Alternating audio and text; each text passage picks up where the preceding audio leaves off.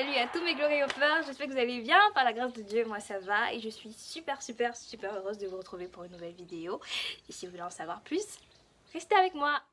Avec, comme je disais justement, une nouvelle vidéo suite aux réactions que j'ai eues par rapport à la dernière vidéo, avec plein de suggestions et des questions de votre part dont je répondrai tout doucement. Et aussi, ça sera juste une continuité, on reste dans la grande thématique de la propreté, de l'hygiène et des bonnes odeurs. Voilà.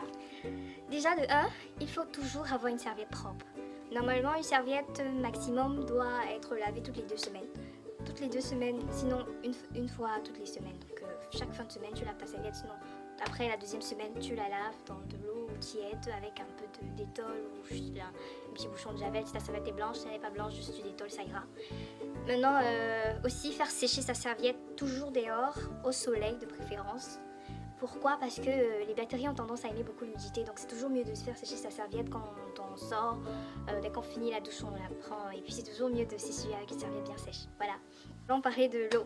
Les eaux qui arrivent au Cameroun et en général dans dans nos zones tropicales sont des eaux qui sont souvent très maltraitées et dues aux ruptures d'eau, aux ruptures de circulation d'eau. On a souvent des problèmes à utiliser, soit les eaux de rivière, les eaux un peu bizarres là, ou les eaux du forage. Donc je conseillerais d'utiliser du détol, c'est-à-dire que vous avez une bouteille de détol, vous prenez un demi-bouchon, vous versez dans votre eau, dans un seau d'eau bien sûr, ou alors si vous n'avez pas du détol, l'eau de javel, mais l'eau de javel vraiment une goutte quoi, juste une goutte, parce que c'est aussi très irritant l'eau de javel, mais pour l'eau c'est bon, pour l'eau c'est bon.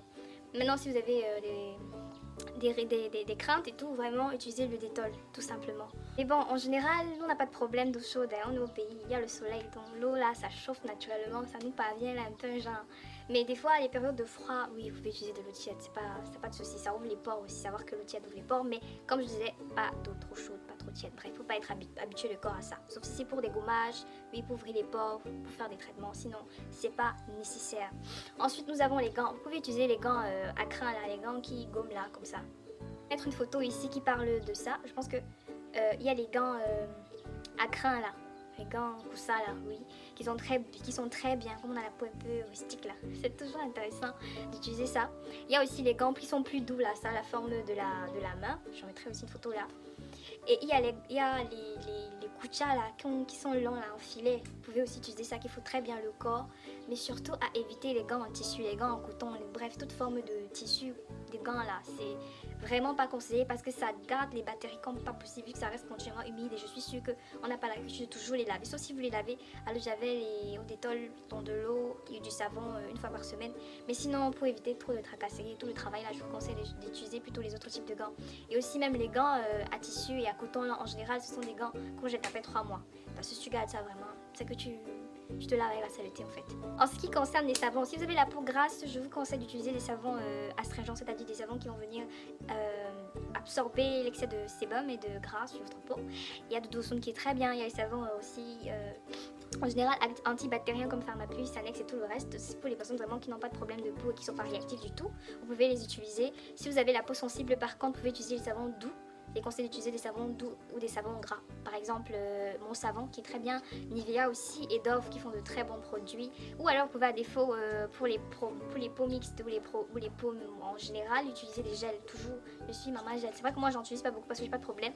Mais pour votre sécurité, c'est toujours mieux les gels. Maintenant, il faut prendre de très bons gels. Je pense que pour ça, Garnier reste le meilleur. Hein. Garnier et d'autres gels. Parce que ça laisse vraiment une sorte d'hydratation et de nutrition pour la peau. Voilà. Par contre, si vous avez la peau à problème, c'est-à-dire les boutons, les acnés, les trucs bizarres et tout, vous pouvez utiliser, comme je disais, les savons antibactériens ou les savons spécialisés par rapport à votre problème. Là, je ne suis pas dermatologue, donc vous allez soit faire des recherches, soit demander à votre dermatologue, un médecin, qui a les compétences, une personne qui a les compétences à attribuer par rapport à ça. Mais ce que je pourrais vous conseiller, c'est ce que j'ai cité tout simplement. Le savon, en général, on l'utilise pour le corps et pour le visage. C'est-à-dire que le savon pour le visage, vu que le visage a un pH légèrement plus légèrement différent de celui du corps en général, il est mieux d'avoir un, pour les filles surtout, en fonction des problèmes de peau, en fonction de vos besoins et tout, d'avoir des savons, à part des savons pour le visage, vraiment c'est toujours mieux, ou des gels même pour le visage aussi, des gels de la marque Nivea et tout. Et pour le corps, c'est pas vraiment sans essence aussi, hein. Vous pouvez utiliser ce que vous voulez. tout simplement. Les garçons, par contre, vous n'avez pas trop de problème, hein. Vous pouvez utiliser n'importe quel gel. Moi, j'aime vraiment beaucoup les gels Axe. C'est très bien. Ça a une tenue longue durée par rapport à l'odeur et vraiment, ça travaille. Ça fait son travail, quoi. Voilà. Bon, ensuite, vous pouvez... il est conseillé, en tout cas, de se laver 2 fois par jour. Ou au moins 1 fois par jour, matin et soir. Mais comme je disais dans la dernière vidéo, c'est toujours le plus important, c'est toujours se laver le soir. Vraiment très important. Parce que ça vient enlever la saleté, ça vient enlever l'excès de saleté de la surface, comme je disais. Ça vient nettoyer, ouvrir les pores, enlever aussi l'excès de gras, bref, tout ce que le corps a pu rejeter et a pu même absorber dans la journée. C'est toujours mieux de nettoyer pour diminuer en fait. Douce intime, la marque Avaya, c'est très bien. La marque Saforel aussi, je pense qu'il y a des gels intimes pour les filles de préférence. Et vraiment, comme je disais dernièrement, c'est juste pour laver au niveau de la vulve. Hein, de la vulve. On n'entre pas, on met pas les doigts à l'intérieur, juste au niveau de la vulve. Et c'est pas des choses à faire tout le temps. C'est-à-dire que tu peux faire, c'est mieux de toujours faire ça après 5 jours après tes menstruations. Oui, parce que c'est souvent la période où les odeurs sont fortes là. Donc souvent tu attends d'abord que ça finisse, ensuite tu comptes 5 jours, 5e. Déjà à partir du 3e, 5e jour, tu peux faire ça sur 3 jours et puis tu arrêtes. Sinon ça assèche le corps hein, à l'intérieur, surtout que c'est une partie sensiblement très alcaline et donc un problème si l'équilibre intérieur n'est pas respecté. Voilà. Aussi, comme je disais dernièrement sur la vidéo, vous pouvez très bien insister sur les parties à odeur, c'est-à-dire derrière les oreilles, il faut bien frotter derrière les oreilles. Il faut au moins se nettoyer les oreilles 1 fois par semaine. Pour d'autres personnes, il faut se nettoyer vos narines, vraiment, parce que les mucus qui se voient à plein nez là, on en a marre un peu. Voilà, petit coup de gueule. Et aussi les pieds, vraiment avoir des brosses là, pour brosser. Il y a des brosses, soit tu utilises la brosse, soit tu utilises le caillou, la pierre. Il y a des espèces de brosses cailloux souvent qui viennent, qu'on vend je crois à Dove et même dans les marchés à 1500 je crois. Vous pouvez frotter le pied. Sinon vous avez les cailloux de mer là que vous pouvez utiliser ou les brosses normales. Hein. Tu prends ta brosse, tu brosses les talons, tes pieds et les doigts de tes pieds, la plante de tes pieds. C'est la partie la plus difficile un peu et pour réduire aussi les peaux mortes parce que c'est les peaux mortes là qui ont tendance à rendre le pied dur vers le bas. Chose que je voudrais mentionner, c'est aussi de devoir s'épiler. C'est important de s'épiler parce que les poils ont tendance à garder les odeurs, que ce soit la sueur, que ce soit autre chose, ça garde la sueur. Ça garde la sueur, ça garde des odeurs, ça garde surtout au niveau de la partie intime. Je vous fais pas de dessin, vous comprenez très bien ce que je veux dire. Donc c'est mieux toujours s'épiler. Et ce qui est conseillé, c'est de s'épiler avec de la crème parce que les raisons ont tendance à irriter la peau, à laisser des boutons ou à noircir les zones justement à raser. Donc on va préférer des crèmes dépilatoires. Il y a des crèmes dépilatoires de Casino, il y a Vite, il y a Nana. Bref, il y a beaucoup. Je crois qu'il y a Vénus aussi fait des crèmes déjà, mais c'est assez rare. Donc les crèmes de votre choix, homme comme femme, vraiment préférez des crèmes dépilatoires. Je mettrai des photos des crèmes aussi. Mais vraiment en dernier recours le rasoir. Et des rasoirs vraiment de 3-4 lames. Les 2 lames là, ça ne fonctionne pas. Ça agresse la peau. Mais si vous voulez vraiment utiliser les rasoirs, il faut préparer la peau. C'est-à-dire il faut faire des gommages. Et après aussi, il faut mettre du beurre de karité ou une huile apaisante naturelle. Ou alors de la poudre pour apaiser justement la peau qui a été irritée, la zone qui a été irritée. Voilà. Aussi, il faut changer de sous-vêtements. Il est conseillé de changer de sous-vêtements 2 fois par jour, celui du matin et celui du soir, parce que ça garde les odeurs, ça intensifie les odeurs et c'est ça qui va créer la prolifération des bactéries. Donc en général le soir, c'est même conseillé de ne pas se coucher avec des sous-vêtements parce que comme je disais dernièrement, la peau doit respirer. Mais si vous ne vous sentez pas confortable, vous pouvez très bien mettre votre sous-vêtement le soir. Donc normalement, vous le changez si vous voulez ou si vous voulez pas, vous dormez sans le soir, tout simplement. En ce qui concerne les cheveux, si vous êtes des hommes, c'est mieux de laver ses cheveux tous les 2 jours. Si vous n'avez pas de problème avec vos cheveux, 2 jours c'est bon. Après 2 jours, c'est-à-dire le 3e jour, vous les lavez.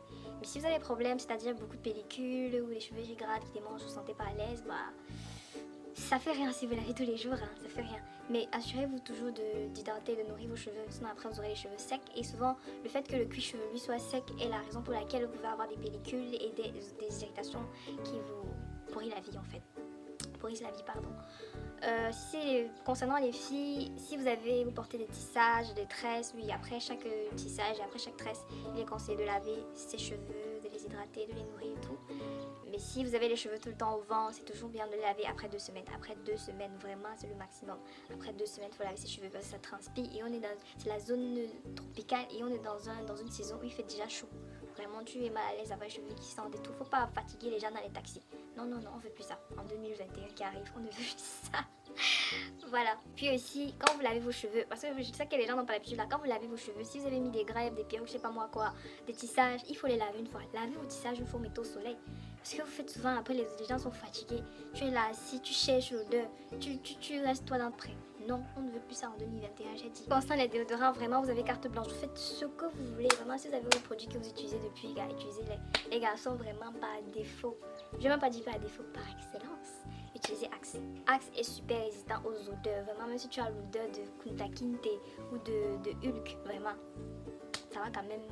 Un peu un genre, tu vois, un peu le truc. Bon, quand c'est les filles, si je dois vous proposer quelque chose, il y a Nivea Invisible qui est très bien. Que ça soit en spray, mais je pense que ça sort beaucoup plus en roller, en liquide là. Il y a mon savon qui est aussi très bien, vraiment très très bien. Il y a Nivea qui fait d'autres variantes de déodorants en spray ou en roller. Il y a... vous avez le choix. Vous avez le choix. Pour l'autre là, je ne peux que vous conseiller de sentir bon. Je ne peux pas vous conseiller les produits, mais que vous conseiller de sentir bon. Ouais. En ce qui concerne la bouche, vous savez déjà, c'est connu, il faut se brosser les dents le matin et le soir. Je sais que les gens ici là se brossent les dents une fois par jour. Et je dois avouer que parfois j'ai la flemme, c'est une fois par jour, mais le soir quand même je rince la bouche. Ce qu'il faut vous conseiller, c'est justement des pâtes dentifrice. Marque Colgate et Signal sont celles qui sont les plus courantes ici. Donc abonnez-vous seulement. Après, vous pouvez aussi faire des bains de bouche. Moi, par exemple, quand j'ai la flemme le soir, je fais bain de bouche. Sinon, à défaut, il y a les bains de bouche Colgate là qui sont aussi très bien. C'est-à-dire que tu finis de brosser tes dents, tu rinces ta bouche le matin et le soir. Tu fais les deux en même temps. Ça, vraiment, c'est nickel. Et quand on rince la bouche avec les liquides Colgate là, on est censé tenir 1 minute, 1 minute 30. Hein, tu secoues partout là et le travail est fait. Donc, se brosser les dents tous les jours. Maintenant, si vous avez des problèmes accrus avec la laine, je pense que vous devez soit consulter un médecin, soit vous devez appliquer certaines petites astuces. Mais en journée déjà, vous pouvez prendre des chewing-gums. Bon, les chewing-gums là, ça durcit on appelle ici comment, les moulets. Donc c'est mieux d'utiliser les bonbons Hollywood, les bonbons rafraîchissants. C'est bon pour la laine, c'est bon pour votre vis-à-vis, c'est bon pour vous, c'est sucré, donc c'est bon. Voilà. Pour terminer, nous sommes en temps de corona. Pardon. Lavez-vous les mains. Je sais qu'il y a des gens ici là que depuis qu'il y a le corona, ça leur au moins s'imposer les bonnes manières. Ici là, vous mangez les mains une fois par jour. Lavez-vous les mains tant que vous pouvez. C'est-à-dire que dès que tu bois de l'eau, lave seulement tes mains. Même si tu as seulement fait 5 minutes, lave seulement les mains. Mais vu que c'est asséchant, je vous conseille d'avoir une crème de main dans votre sac ou dans votre poche. Mais si vous trouvez que c'est trop exagéré, bon, ça c'est l'esprit camerounais. Si vous trouvez que c'est trop exagéré, vous pouvez prendre une petite portion de votre crème ou bien de votre huile naturelle, beurre de karité, peu importe, l'huile d'olive. J'aime trop le beurre de karité, je sais que c'était ça, n'est-ce pas? Bref, vous utilisez votre crème de tout le temps, mettez dans un petit pot, dans un petit truc, prenez, vous mettez dans les mains. Voilà, donc le protocole c'est quoi? Vous lavez les mains, mettre votre gel antiseptique, hydroalcoolique comme on dit, et ensuite mettre votre crème. Bon, certaines personnes aussi qui aiment exagérer, et j'aime les personnes qui exagèrent comme ça, c'est qu'ils mettent aussi le parfum comme ça et tout, voilà, ça rafraîchit, ça rafraîchit. J'étais contente de partager avec vous les petites astuces et j'espère que la vidéo vous a plu. N'hésitez pas à liker, à partager, à commenter. J'attends vos questions, vos suggestions et je suis prête à tout dans la politesse. Voilà, ciao.